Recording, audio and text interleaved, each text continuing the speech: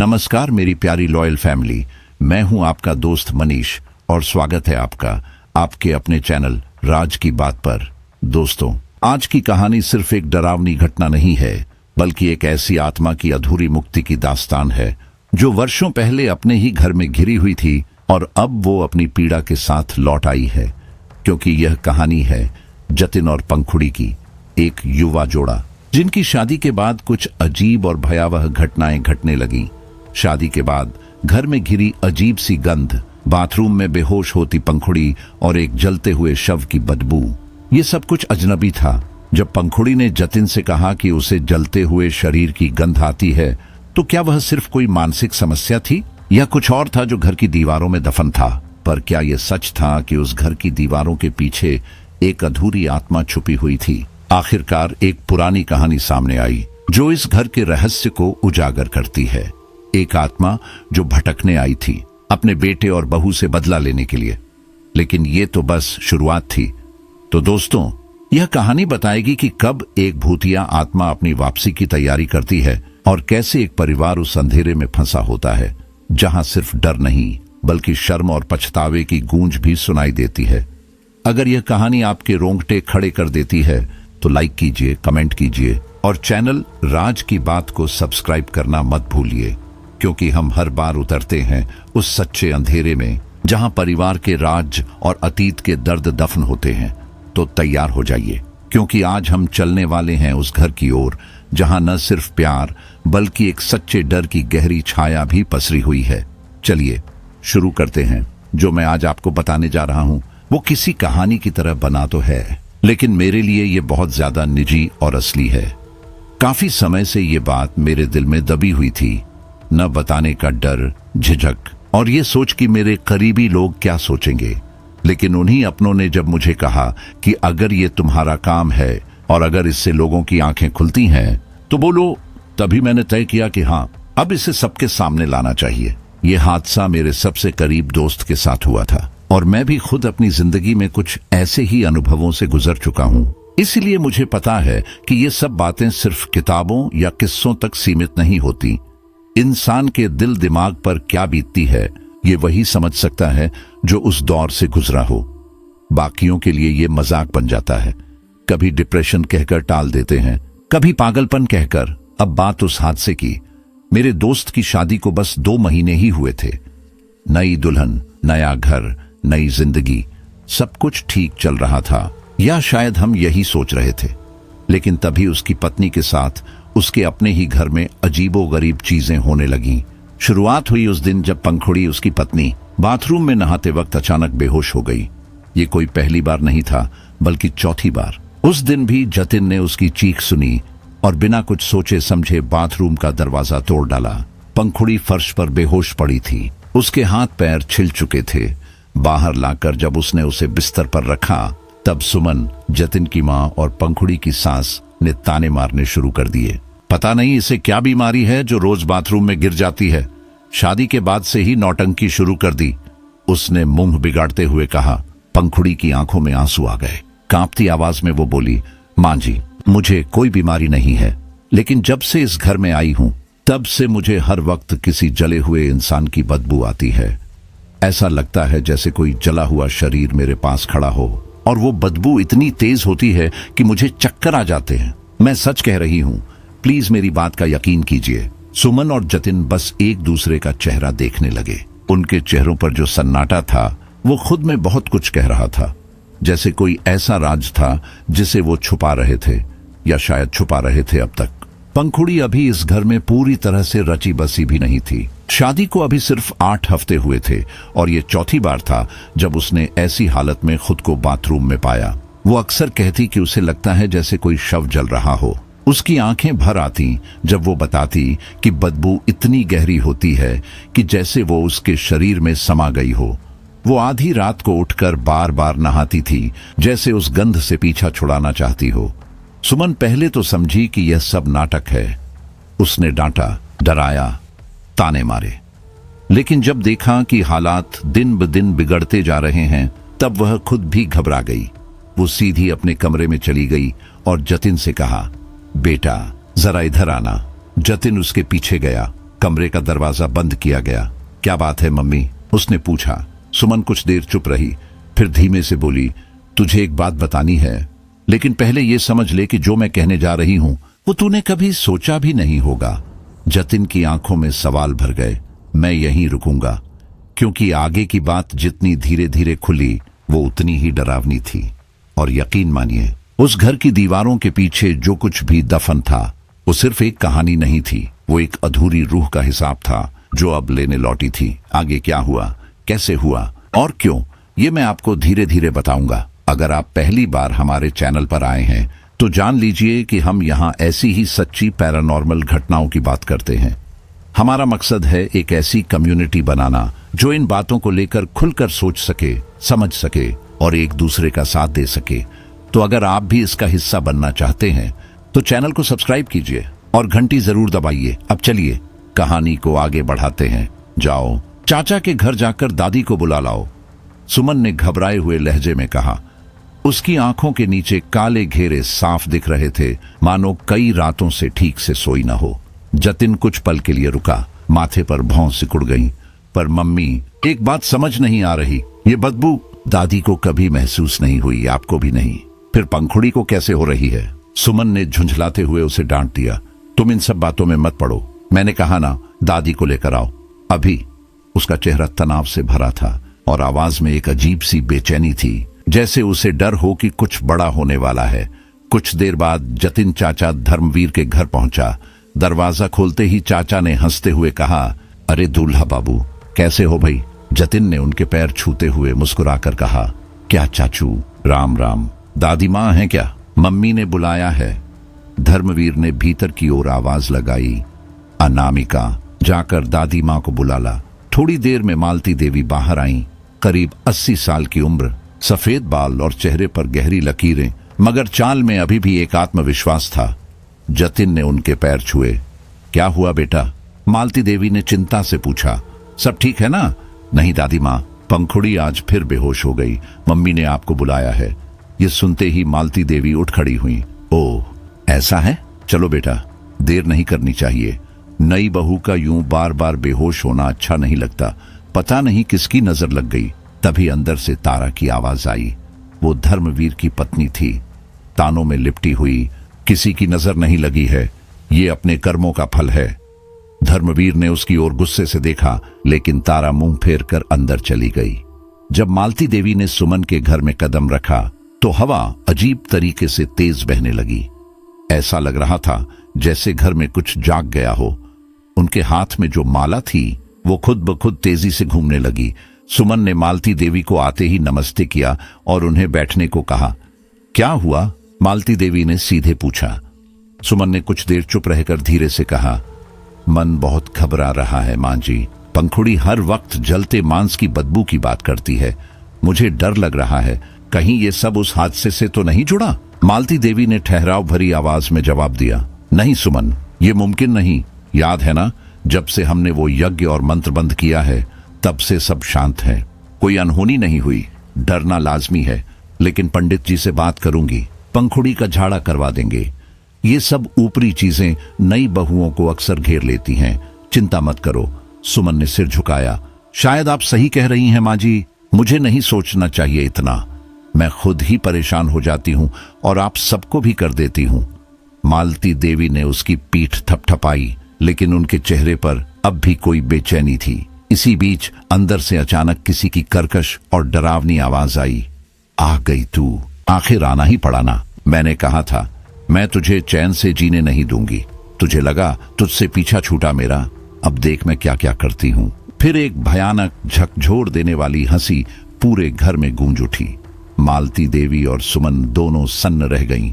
ये आवाज, मालती देवी उसे पहचानती थी और शायद सुमन भी। जतिन, जो अब तक सब कुछ चुपचाप देख रहा था, डर से कांप गया। वो दौड़कर आया। माँ, दादी, पंखुड़ी को कुछ हो गया है, जल्दी चलो अंदर। उसने मालती देवी का हाथ पकड़ा और कमरे की ओर खींचते हुए ले गया। कमरे में बिस्तर पर पंखुड़ी बैठी थी, बिल्कुल बदहवास। उसके बाल बिखरे थे, कपड़े उलझे हुए और चेहरा किसी और का लग रहा था। उसकी आंखों में एक अजीब सी वहशत थी। फिर उसने माथे पर हाथ रखकर बूढ़ों की तरह कराहते हुए कहा, कितनी बार कहा था, इलाज करवा दो, दवाई दिलवा दो, आधा सिर फटता है मेरा, किसी ने नहीं सुनी मेरी। अब इस बच्ची का क्या होगा? इसका भी सिर फटेगा। उसके शब्द बेतुके लग सकते थे, लेकिन मालती देवी की आंखें भर आईं। वो हर एक शब्द को समझ रही थीं। सुमन का चेहरा पीला पड़ गया। जतिन की सांसें थम गई थीं। मालती देवी कांपते हुए पंखुड़ी को देख रही थीं। उन्हें पूरा यकीन हो गया था वो वापस आ गई थी। जिसे उन्होंने मरा समझ लिया था, वो आत्मा अब फिर से लौट आई थी। वो देर तक कुछ नहीं बोली। फिर अचानक उनके आंसू बहने लगे और वह चुपचाप कमरे से बाहर निकल गईं, जैसे किसी ने उनके भीतर का सब कुछ खींच लिया हो। सुमन घबराई हुई जतिन के पीछे पीछे बाहर आ गई। पंखुड़ी कुछ देर तक फटी फटी आंखों से जतिन को घूरती रही, जैसे पहचानने की कोशिश कर रही हो। फिर अचानक लड़खड़ाई और जमीन पर गिर पड़ी। जतिन पूरी तरह से घबरा गया। वह झुका, उसकी नब्ज देखी, सांस महसूस की, फिर तेजी से अपने फोन से डॉक्टर को कॉल किया। डॉक्टर साहब, प्लीज आप तुरंत घर आइए। पंखुड़ी, मेरी पत्नी, पता नहीं उसे क्या हो गया है।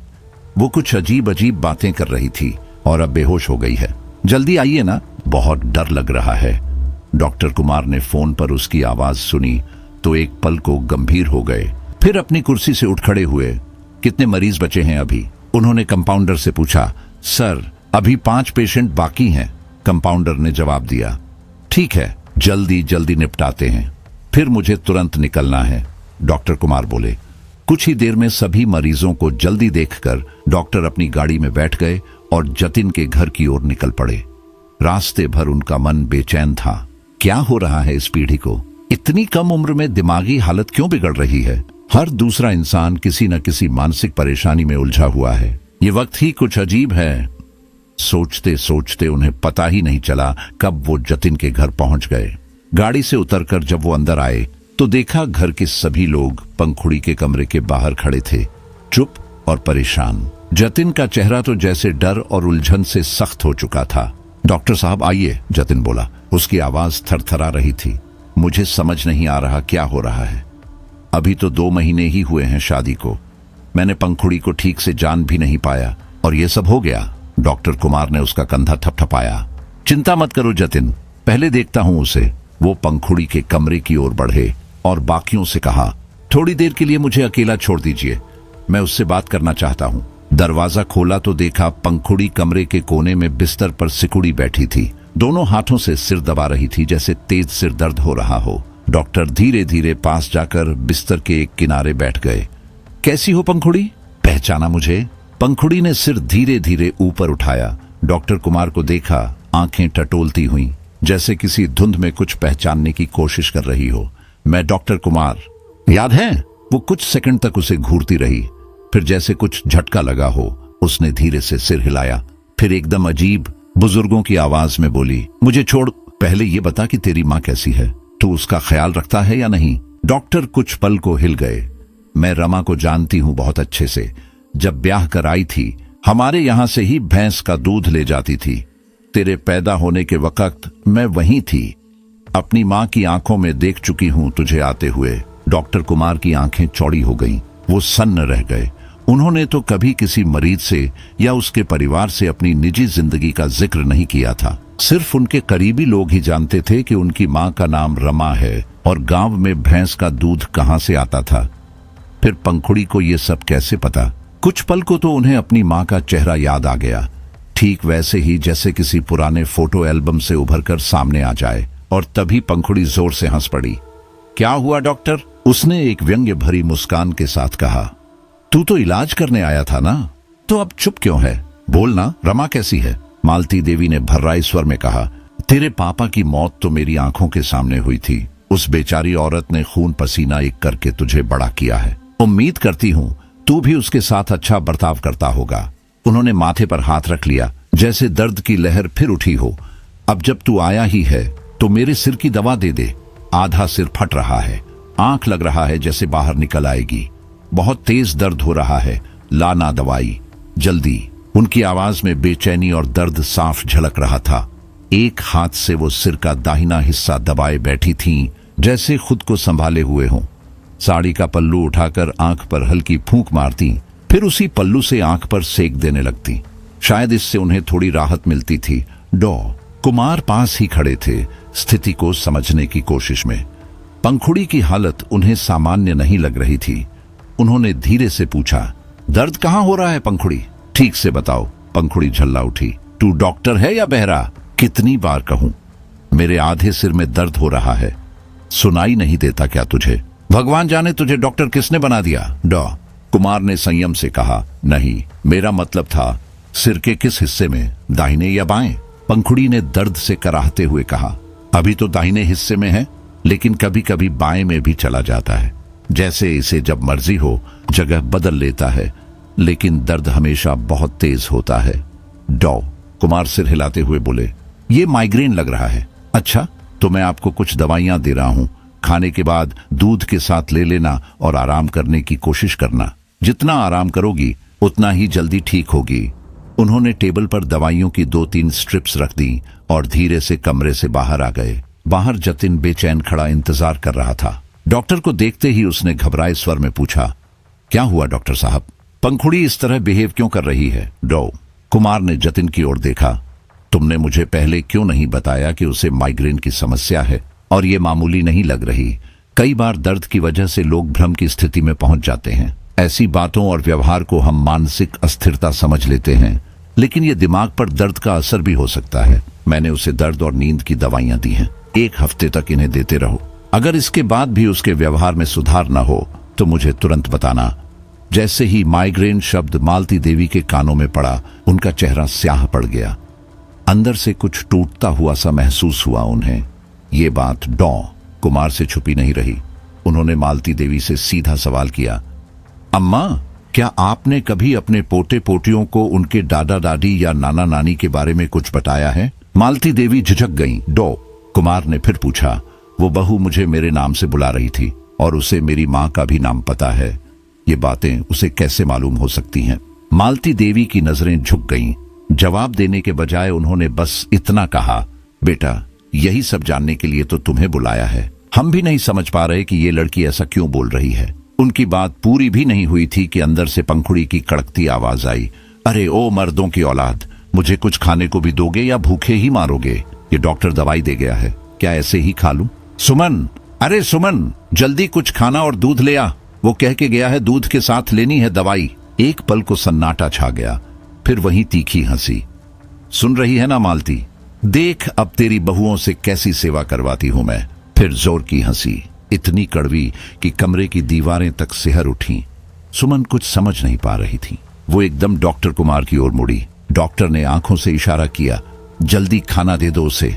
सुमन रसोई की ओर दौड़ पड़ी। जतिन अब तक सब कुछ चुपचाप सुनता, एक टूटी आवाज में बोला, डॉक्टर साहब, आप थोड़ी देर यहीं रुक जाएं। मुझे अच्छा नहीं लग रहा। अगर उसने कुछ कर लिया खुद के साथ, मैं क्या करूंगा? शायद हमें उसे अस्पताल ले जाना पड़े। डॉ कुमार ने जतिन का कंधा थामा, उसे आंगन की ओर ले गए। वहां एक कोने में खड़े होकर बोले, जतिन, मैं समझ सकता हूं कि तुम डरे हुए हो और तुम्हारा डर जायज भी है, लेकिन मैं झूठ नहीं बोलूंगा। पंखुड़ी की हालत ठीक नहीं लग रही। तुम एक बार देव से बात करो। कई बार जो हम देख रहे होते हैं वो पूरी सच्चाई नहीं होती। फिर थोड़ी देर चुप रहकर बोले, अगर तुम्हारे पास कोई ऐसी बात है जो पंखुड़ी या इस घर से जुड़ी है, कुछ भी, तो मुझे बताओ। कुछ भी मत छुपाओ।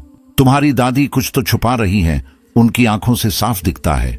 जतिन के चेहरे पर जैसे ही देव का नाम आया, कुछ हल्की सी राहत दिखाई दी। देव उसका बेहद खास दोस्त था।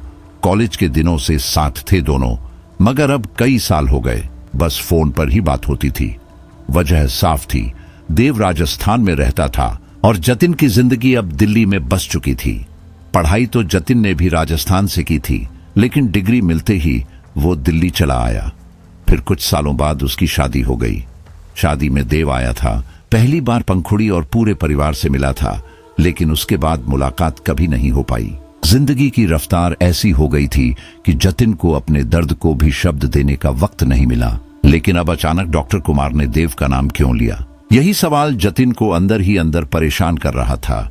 क्या पंखुड़ी के साथ वाकई में कुछ अजीब हो रहा है? सिर्फ मानसिक उलझन नहीं। जतिन के मन में यह सवाल गूंज रहा था बार बार। डॉ कुमार ने गहरी सांस लेते हुए कहा, देखो जतिन, मैं जानता हूं कि देव का नाम सुनकर तुम थोड़ा चौंक गए हो, लेकिन सोचो, अगर 1% भी संभावना हो कि ये सिर्फ मानसिक नहीं है तो फिर क्या है?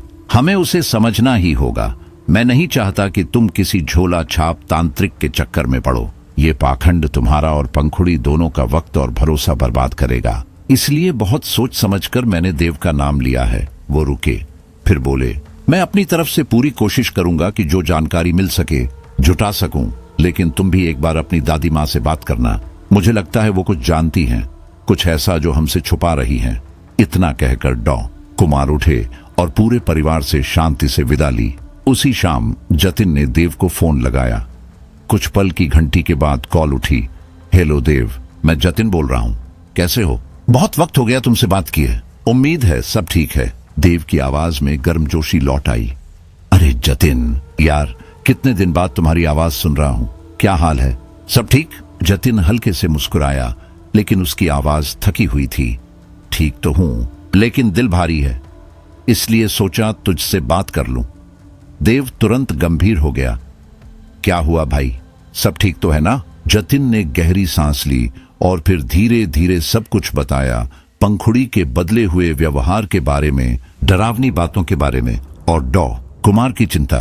देव ने सुनते ही तुरंत कहा, तो फिर सबसे पहले तो डॉ कुमार को ही दिखाना चाहिए।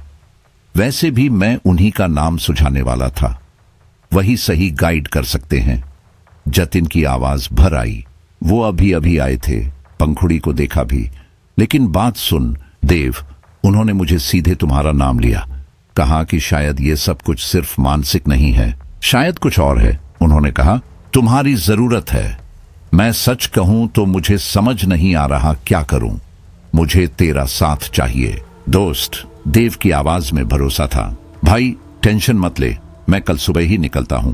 दोपहर तक तुम्हारे पास हूं, लेकिन तू खुद को कमजोर मत समझ।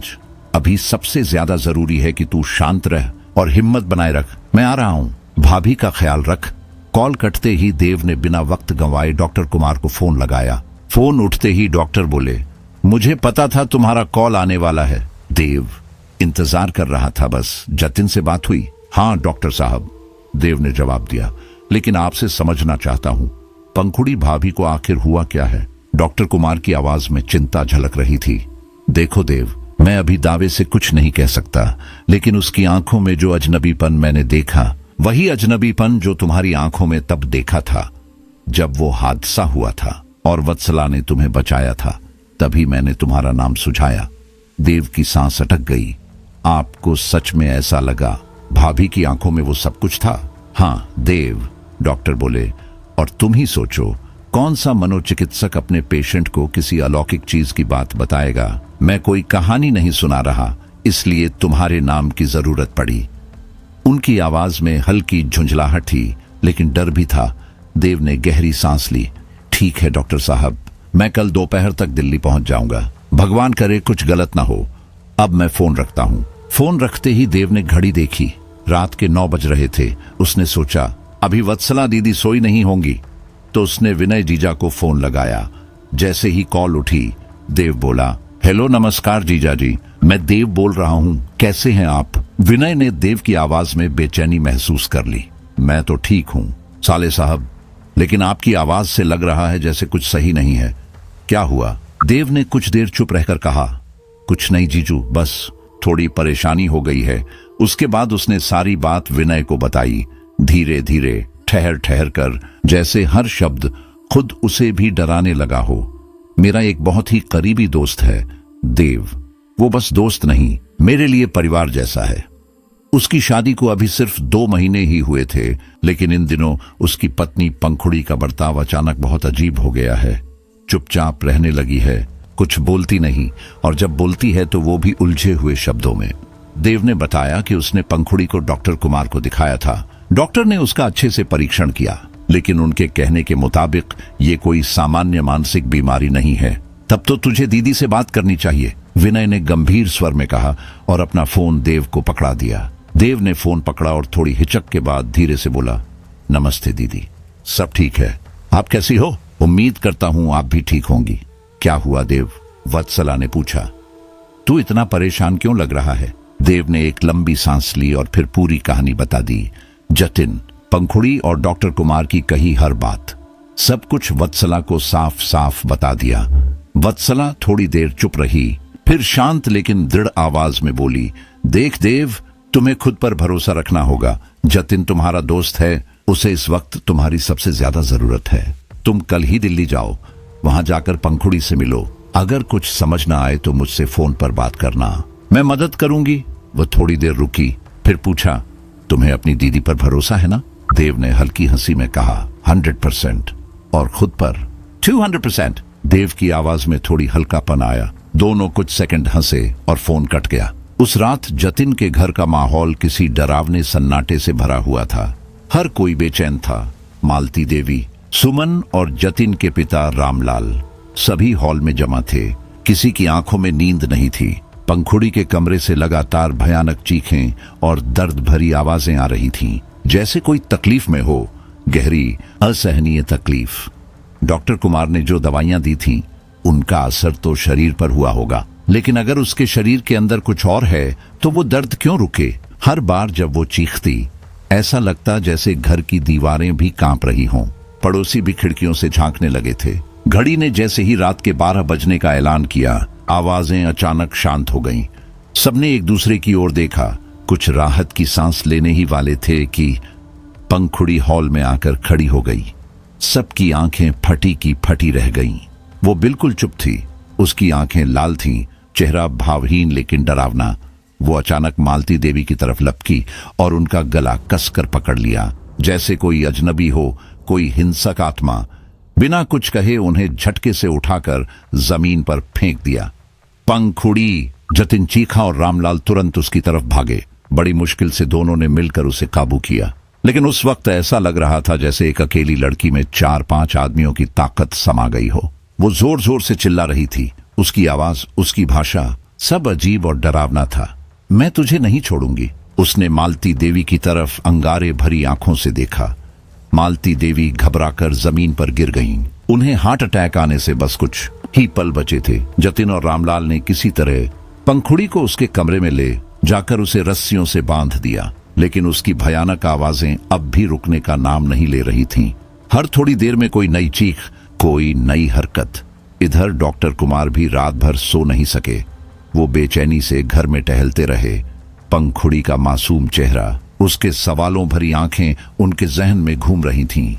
सुबह के करीब 7 बजने वाले थे, तभी उनकी माँ रमा देवी मंदिर से लौटी। उन्होंने बेटे की हालत देखी तो चौंक गईं। क्या हुआ बेटा? आज तो तू एक्सरसाइज करने पार्क जाता है, आज नहीं गया क्या? डॉक्टर कुमार सोफे पर बैठ गए और कुछ पल चुप रहे, फिर अचानक बोले, माँ, जब मैं छोटा था तब आप दूध लेने किसके पास जाती थीं? रमा देवी मुस्कुरा पड़ी। ये क्या सवाल है? हंसी छूट गई उनकी। लेकिन जैसे ही डॉक्टर कुमार ने पंखुड़ी की हालत और जतिन के घर की सारी बात उन्हें बताई, उनका चेहरा एकदम सख्त हो गया। वो एक पल को चुप हुई, फिर धीमे स्वर में बोली, अगर तू मालती से कुछ पूछेगा वो तुझे सच नहीं बताएगी, पर मैं तुझे बताती हूं, पंखुड़ी के अंदर कोई और नहीं, जतिन की परदादी तारा देवी की आत्मा है। डॉक्टर कुमार का चेहरा एकदम फीका पड़ गया। रमा देवी आगे बोलती रहीं, हमने अपनी आंखों से देखा है कैसे तारा देवी तड़प तड़प कर मरी थी। उसका दुख, उसका गुस्सा आज भी खत्म नहीं हुआ है। फिर उन्होंने तारा देवी की कहानी शुरू की। 4 बेटे थे उनके, रामपाल, श्यामपाल, कुवंद्रपाल और सबसे छोटा मनोजपाल। पति ब्रह्म सिंह की मौत बहुत पहले हो गई थी, जब बच्चे छोटे थे। तारा देवी ने सब कुछ अकेले किया, खेती, घर, बच्चों की पढ़ाई, सब कुछ। कभी किसी चीज की कमी नहीं होने दी। पर जब बच्चे बड़े हुए, सब अलग होने लगे। तारा देवी ने सबको बराबर जमीन बांट दी। लोगों ने रोका, समझाया कि अभी न दो, पर उन्हें अपने बेटों पर भरोसा था। रमा देवी की आवाज में अब एक थरथराहट थी। समय बीता और वही बेटे जिनके लिए उन्होंने सब किया, उन्हें टुकड़ों में बांटते गए। और खुद किसी के घर में कुछ महीने, फिर दूसरे के घर में, जैसे कोई बोझ हो। डॉक्टर कुमार एकदम चुप था। उसके मन में अब सिर्फ एक सवाल गूंज रहा था, क्या पंखुड़ी सिर्फ बीमार है या वो सच में किसी की छाया में जी रही है? ये सिर्फ उस जमाने की बात नहीं है बेटा, आज भी हालात कुछ अलग नहीं है। आज भी कई माँ बाप अपने बुढ़ापे में एक बेटे के घर से दूसरे बेटे के घर धक्के खाते फिरते हैं। और अगर कोई एक ही बेटा है तो वही बेटा उन्हें वृद्धाश्रम में छोड़ आता है जैसे कोई बोझ हो। इसीलिए तो अब हर गली, हर शहर में वृद्धाश्रम खुलते जा रहे हैं। तारा देवी भी कुछ ऐसी ही हालत में थीं। जिस बेटे के घर जाती वहां की बहू परेशान हो जाती, कहती, माँ जी आप कब दूसरे बेटे के घर जा रही हैं? जिंदा होते हुए भी अपनी ये हालत देखकर उनका दिल टूट जाता था। उनका आधा सिर अक्सर दुखता रहता था। मुझे आज भी याद है, जब तुम पैदा हुए थे मैं रामपाल के घर से दूध लेने जाया करती थी। वहीं तारा देवी को रोते बिलखते देखा करती। वो मुझसे कहती, बहू मेरा सिर बहुत दुखता है, लेकिन कोई बेटा उन्हें डॉक्टर के पास नहीं ले जाता था। बस यूं ही कोई सस्ती सी गोली पकड़ा देते कि चलो इससे आराम मिल जाएगा। धीरे धीरे उन्होंने कहना भी छोड़ दिया था। चुपचाप अपने बिस्तर पर पड़ी रहती, सिर पकड़े। कभी कभी मैं चुपके से उनके लिए दवाई ले जाती ताकि कुछ राहत मिले। फिर जब तूने डॉक्टर बनने का सपना देखा और हम इस शहर से चले गए, उसके बाद मेरी उनसे मुलाकात नहीं हुई। लेकिन मैं जानती हूं बेटा, उनकी मौत बहुत ही दर्दनाक थी। डॉक्टर कुमार ने पूछा, कैसे हुई थी उनकी मौत मां? रमा देवी ने गहरी सांस ली, फिर बोलने लगी, मालती देवी की तबीयत उस दिन कुछ ठीक नहीं थी। जून का महीना था, तपती हुई गर्मी, और शायद उसी से बुखार हो गया था। सुबह से बिस्तर पर पड़ी थी। रामपाल यानी उनके पति बहुत घबरा गए। उन्होंने अपने बेटों से कहा कि डॉक्टर के पास लेकर जाओ। तारा देवी अपनी खाट पर पड़ी पड़ी यह सब सुन रही थीं। पता नहीं उस दिन उन्हें क्या हो गया, बहुत गुस्से में आ गईं। बेटे से बोली, तुझे अपनी बीवी के दर्द पर डॉक्टर की याद आ गई? तूने अपने बेटों को कहा कि उसे लेकर भागो डॉक्टर के पास। अगर तेरे बाप जिंदा होते तो शायद मेरी यह हालत ना होती। मैं तो सालों से कह रही हूं कि मेरा सिर फटता है, लेकिन न कोई बेटा डॉक्टर लेकर गया, न कोई पोता। उनकी आवाज में दर्द था, शिकायत थी, और हां, एक घुटी हुई चीख भी। तारा देवी फूट फूट कर रोने लगी।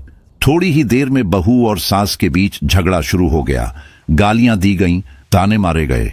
फिर मालती देवी अपने बेटे के साथ डॉक्टर के पास चली गईं, और तारा देवी का अपमान सबके सामने वह सह नहीं पाई।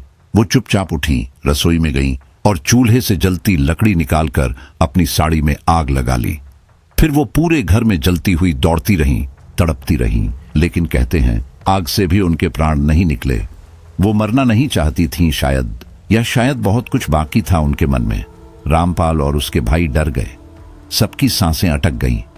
अगर ये पुलिस केस बन गया, अगर मरते मरते उन्होंने किसी का नाम ले लिया, सब जेल चले जाएंगे। फिर कहते हैं उन्होंने उन्हें जहर का इंजेक्शन दे दिया ताकि सब खत्म हो जाए। यह सब रामपाल के बेटे की बहू के सामने हुआ।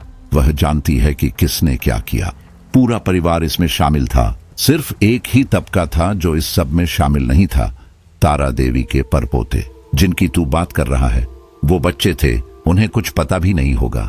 पर सोचो बेटा, कोई अपनी माँ के साथ ऐसा कैसे कर सकता है? उस माँ के साथ जिसने सारी जिंदगी ढाल बनकर अपने बच्चों को पाला, उनकी हर चोट खुद पर ली, उन्हें पढ़ाया, एक अच्छा भविष्य दिया। रमा देवी की आवाज टूटने लगी थी। वो रोने लगी। डॉक्टर कुमार ने उनका हाथ थामा, फिर धीमे से कहा, ओह तो ये बात है, बहुत दुख की बात है माँ, लेकिन इसमें पंखुड़ी की क्या गलती है? फिर थोड़ी देर चुप रहकर बोले, कभी कभी हमारे कर्मों का असर अगली पीढ़ियों पर भी पड़ता है, इसलिए हमें सोच समझ कर चलना चाहिए। मेरी मानो, किसी अच्छे पंडित को बुलाओ, कोई उपाय करवाओ, तभी आत्मा को शांति मिलेगी। हो सकता है मां जी की आत्मा अभी भी भटकी हुई हो। पूजा पाठ तो रामपाल ने बहुत करवाया, लेकिन शायद मां ने उसे स्वीकार ही नहीं किया। सुबह के लगभग 10 बज चुके थे। पंखुड़ी अपने कमरे में बेहोश पड़ी थी। कमरा एकदम शांत था, कोई हलचल नहीं। उधर मालती देवी की हालत खराब थी। उनके सिर में गहरी चोट आई थी। डॉक्टर अभी अभी पट्टियां बांध कर गया था। वो अपनी खाट पर पड़ी कराह रही थी। तभी जतिन कमरे में आया। दादी, जतिन की आवाज धीमी थी, लेकिन आंखों में गुस्सा था। आप हमसे कुछ छुपा रही हैं, है ना? कोई बात है जो हमें पता होनी चाहिए, लेकिन आपने नहीं बताई। अगर है तो प्लीज बता दीजिए, पंखुड़ी की जान को खतरा हो सकता है। फिर उसने एक नजर अपनी मां सुमन देवी पर डाली। उसकी आंखों में सवाल भी था और शिकायत भी। सुमन देवी फट पड़ी। ये क्या तरीका है बात करने का? अपनी दादी से इस तरह बात करते हो? मालती देवी ने उन्हें रोका। उसे कहने दो बहू, वो गलत नहीं है। जो बो रहा है वही काट रहा है। अब ये सब मेरे ही कर्मों का फल है और अब मेरे बच्चों को ही भुगतना पड़ रहा है। मालती देवी को देखने उस दिन उनका छोटा बेटा और बहू भी आए थे। बहू का नाम भी तारा था, ठीक वही नाम जो मालती देवी की सास का था। शायद इसी वजह से वह तारा से हमेशा एक अजीब सा परायापन बनाए रखती थी। सुमन को उन्होंने हमेशा बेटी जैसा अपनाया, लेकिन तारा को शायद कभी दिल से नहीं स्वीकारा। तारा के घर जाना तो दूर, उन्होंने उसके साथ ठीक से बैठकर बात भी कभी नहीं की। जब तारा और उसका पति घर आए तो मालती देवी के भीतर कुछ टूट गया था। उन्होंने जतिन को सब कुछ साफ साफ बता दिया, अपने पक्षपात, अपने डर और उस नाम के साथ जुड़ी कड़वाहट के बारे में।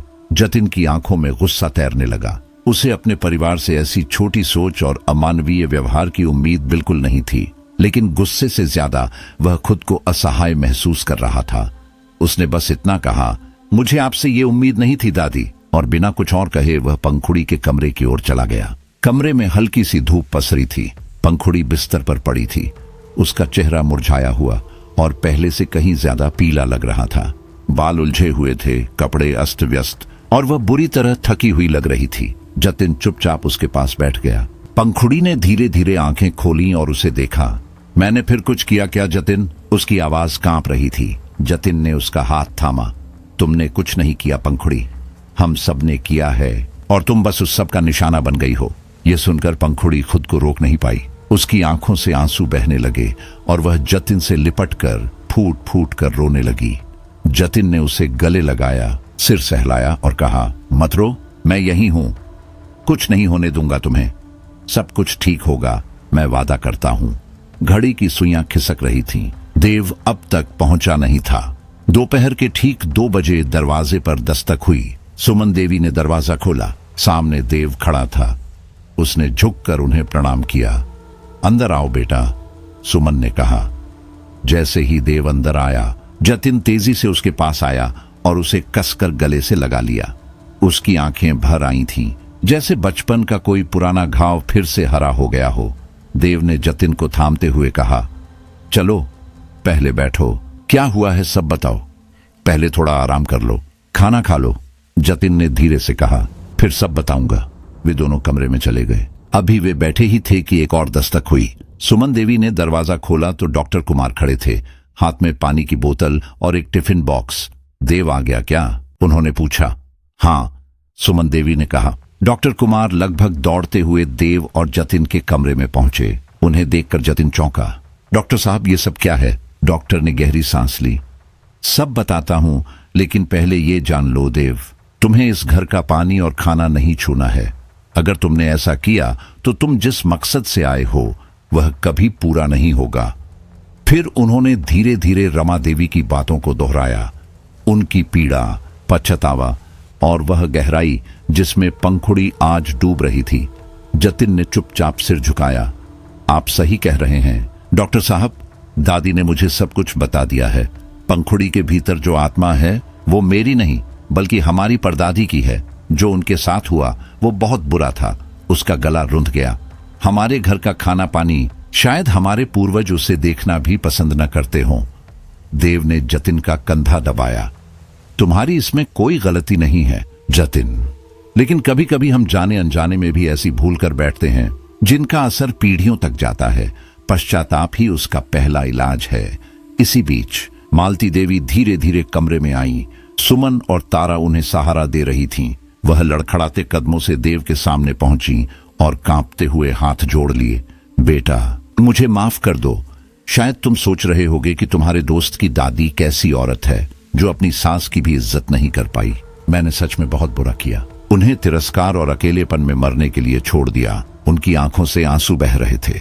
मैं ये सब इसलिए नहीं कह रही कि मेरी पंखुड़ी ठीक हो जाए, बल्कि इसलिए कि उनकी आत्मा को शांति मिल जाए। मैं सचमुच शर्मिंदा हूं। मुझ पर विश्वास करो।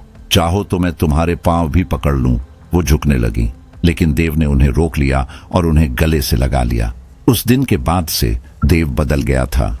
उस हादसे के बाद उसके भीतर एक अजीब सी कोमलता आ गई थी। किसी और के दर्द को अब वो खुद महसूस करता था। माँ जी, परेशान मत होइए, देव ने नरम आवाज में कहा। अगर आपका पछतावा सच्चा है तो यकीन मानिए आपको माफी जरूर मिलेगी। उसने डॉक्टर कुमार की ओर देखा। डॉक्टर साहब, मैं वत्सला दीदी से बात करके ही आगे कुछ तय कर सकता हूँ। देव एक कोने में चला गया और फोन लगाया। वत्सला ने तुरंत कॉल उठाया। दीदी, देव ने कहा, पंखुड़ी और तारा देवी की बात सब कुछ वैसा ही है जैसा आपने बताया था। अब आप ही बताइए, मुझे क्या करना चाहिए? वत्सला की आवाज फोन के उस पार से आई, धीमी लेकिन ठोस। कुछ मत करो देव, बस खुद पर भरोसा रखो। मैंने तुमसे पहले भी कहा था, ऐसे मामलों में खुद पर विश्वास करना सबसे कठिन होता है, लेकिन सबसे जरूरी भी। यहाँ कोई भूत प्रेत नहीं है, वत्सला ने धीमी लेकिन साफ आवाज में कहा। जिससे हम छुटकारा पाना चाहें या जो हमें नुकसान पहुंचाना चाहता हो, यहाँ तो बस एक माँ है, एक माँ जो सिर्फ अपने बच्चों का प्यार और इज्जत चाहती है। देव उसकी आंखों में देखता रहा। तुम ऐसा करो, वत्सला आगे बोली, जतिन के हाथों तारा देवी की आत्मा की मुक्ति के लिए यज्ञ करवाओ और उनसे प्रार्थना करो कि अब वो इस दुनिया को छोड़कर अपनी दुनिया में चली जाए। मुझे यकीन है वो तुम्हारी इस विनती को ठुकराएंगी नहीं, और अगर ठुकरा भी दी तो हम देखेंगे। फिर वह कुछ देर चुप रही, मानो कोई बात मन ही मन तय कर रही हो। लेकिन एक बात याद रखना, जब तक जतिन यज्ञ कर रहा होगा, तुम पंखुड़ी के पास बैठकर लगातार हनुमान चालीसा पढ़ोगे, और जब तक सब खत्म ना हो जाए उनके घर का पानी तक नहीं लोगे। इस गंभीर माहौल में देव की हल्की सी मुस्कान लौट आई। उसने कहा, उसकी चिंता मत करो दीदी, डॉक्टर साहब तो मेरा पूरा राशन पानी लेकर आ चुके हैं। मुझे तो लगता है अब उन्हें डॉक्टर का काम छोड़कर हमारी टीम में शामिल हो जाना चाहिए। वत्सला मुस्कुराई और सिर हिलाकर बोली, बहुत बदमाश हो गए हो देव, लगता है अब तुम्हारे कान खींचने पड़ेंगे। फिर वह हंसी और फोन काट दिया। कुछ देर बाद देव और जतिन पंखुड़ी के कमरे में गए। पंखुड़ी की हालत अब भी बेहद खराब थी। वह दीवार पर टंगी अपनी ही तस्वीर की तरफ देख रही थी और उससे बात कर रही थी जैसे कोई पुराना परिचित हो। देव धीरे से उसके करीब गया और बोला, मां जी, मुझे भी अपना पोता ही समझिए। अगर हमसे कोई भूल हुई हो तो एक मां की तरह माफ कर दीजिए। देव की आंखें तारा देवी की आंखों में गड़ी थीं। वह हर शब्द को ध्यान से बोल रहा था, जैसे चाहता हो कि उसकी बात तारा देवी की आत्मा तक सीधी पहुंचे। पंखुड़ी ने एक झटके में जोरदार लात देव की छाती पर मारी। देव गिर पड़ा। वह बेड पर खड़ी हो गई, आंखें जल रही थीं और उसकी आवाज कांप रही थी। क्षमा, दया, वह चीखी। क्यों करूं मैं क्षमा? जब मुझ पर किसी ने दया नहीं की, जब मैं तड़पती रही, रोती रही, तब कहां थे तुम सब? अब क्यों मांगते हो माफी? उसकी सांसें तेज हो गईं। किसी को क्षमा नहीं मिलेगी, सबको अपना दंड भुगतना पड़ेगा। उसकी आंखें देव पर थीं। और तुम लड़के, तुम समझते हो कि एक आत्मा को चैन दे दिया तो बाकी भी झुक जाएंगी, डर जाएंगी? ऐसा कुछ नहीं होगा, मुझसे दूर रहो। इतना कहकर उसने चेहरा दूसरी ओर घुमा लिया और बेहोश होकर वहीं गिर पड़ी। जतिन ने दौड़कर देव को उठाया। देव, ठीक तो है ना? कहीं चोट तो नहीं लगी? जतिन की आवाज कांप रही थी। देव ने हंसते हुए कहा, अरे पागल है क्या? ये सब तो मां जी का तरीका है, प्यार को गुस्से में दिखाने का। इस फील्ड में तो लात घूंसे आम बात है। उसने उठते हुए कपड़े झाड़े जैसे कुछ हुआ ही न हो। डॉक्टर कुमार चुपचाप खड़े उन्हें देख रहे थे।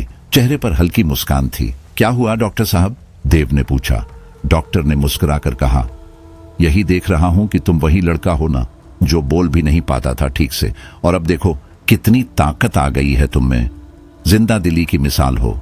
देव ने सिर झुकाया। ये सब वत्सला दीदी की वजह से है डॉक्टर साहब, उन्होंने ही मुझे सिखाया है खड़ा होना। फिर वह जतिन की तरफ मुड़ा। चल, कुछ सामान लेना है हवन के लिए। यहां कोई पंडित जानते हो जो आत्मा की मुक्ति का यज्ञ करवा सके? जतिन ने तुरंत जवाब दिया, हाँ, एक पंडित जी हैं, उम्र 60 के पार है, वेदों के ज्ञाता हैं और सच्चे श्रद्धालु। मुझे लगता है वो हमारी मदद कर सकते हैं। पहले वाले हवन इन्हीं के हाथों हुए थे? देव ने पूछा। नहीं, जतिन ने कहा, पहले जो पंडित थे वो अब दिल्ली में नहीं हैं, जयपुर चले गए हैं। तो फिर ये वाले ही ठीक हैं, देव ने कहा। फिर दोनों निकल पड़े हवन के सामान की खरीदारी करने। इधर डॉक्टर कुमार ने घर के सभी लोगों को बता दिया कि अगली सुबह ठीक 8 बजे हवन होगा। तारा देवी की आत्मा की मुक्ति के लिए साफ सफाई और तैयारी सब जरूरी थी। शायद पंखुड़ी ने ये बात सुन ली थी, क्योंकि अचानक कमरे से फिर शोर सुनाई देने लगा। वह दीवारों पर कुछ फेंक रही थी, चीख रही थी, लेकिन अब दरवाजा बाहर से बंद था, ताला लगा था, कोई नुकसान नहीं पहुंचा सकती थी। देव और जतिन जब लौटे तब भी कमरे से हलचल और चीखें आती रहीं। देव ने डॉक्टर कुमार द्वारा लाया गया थोड़ा सा प्रसाद खाया और फिर पूरी रात जतिन के साथ बैठकर हनुमान चालीसा का पाठ करता रहा। हर कुछ देर में वह उठकर खिड़की से झांकता, कहीं पंखुड़ी ने खुद को नुकसान तो नहीं पहुंचा लिया। लेकिन देव के दिल में कहीं गहरा विश्वास था, तारा देवी ऐसा कुछ नहीं करेंगी, उसने खुद से कहा, क्योंकि चाहे जैसी भी हो वह आखिर एक मां ही तो है। देव पूरी रात तारा देवी के कमरे के बाहर बैठा रहा। उसकी आंखें थकी थीं, लेकिन उसके होंठ लगातार हनुमान चालीसा का जाप कर रहे थे। हर बार जब श्लोक की पंक्ति पूरी होती, वो एक गहरी सांस लेकर अगली शुरू कर देता। अंदर से पंखुड़ी की चीखें अब धीरे धीरे कम हो रही थीं।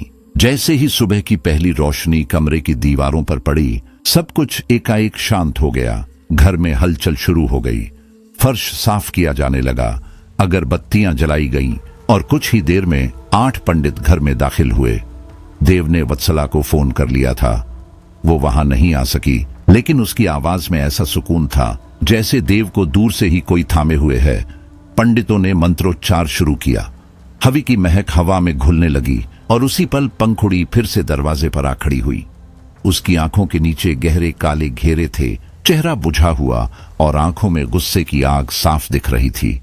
उसके होंठों पर कोई शब्द नहीं थे, लेकिन उसका पूरा चेहरा जैसे चीख रहा था। मालती देवी फोल्डेड हैंड्स में कांपती रही। उनकी आंखों से लगातार आंसू बह रहे थे, लेकिन पंखुड़ी का चेहरा जरा भी नहीं पिघला। 2 घंटे से ज्यादा वक्त बीत गया। जतिन मंत्रों के अनुसार आहुतियां देता रहा, लेकिन कोई असर नहीं हुआ।